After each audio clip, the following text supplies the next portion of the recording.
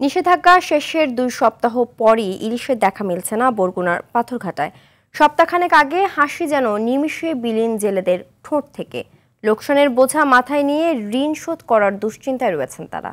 উপজেলা মৎস্য কর্মকর্তা বলছেন, নিষেধাজ্ঞার সময় অবৈধভাবে মাছ শিকার করায় এমন পরিস্থিতি তৈরি হয়েছে।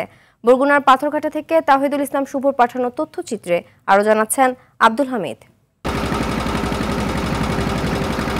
গত 25 অক্টোবর মধ্যরাতে শেষ হয় নদী ও সাগরে মাছ ধরার উপর 22 দিনের সরকারি নিষেধাজ্ঞা।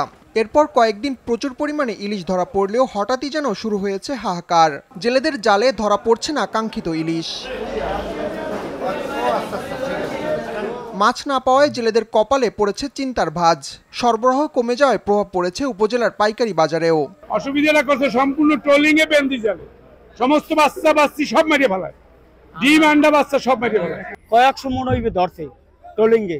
এই পাত্রকোটার আছে, হাইপের ময়পুরের আছে, এরা তো প্রচুর মাছ মারতে আছে। যেই পরিমাণ মাছ হওয়ার কথা ছিল অবরোধের পরে, ওই তুলনায় মাছ কম, আবার রেটেও কম। 10-15টা জালিয়া ঘাড়ে বেরলে হয়তো আধ মনে 1 মন মাছ হয়, এর উপরে মাছ হয় না। প্রজনন শেষ হয়েছে, কিন্তু আমরা বুঝি তো অনেক মাছ হওয়ার কথা, মাছ দেখি কম হইতে আছে।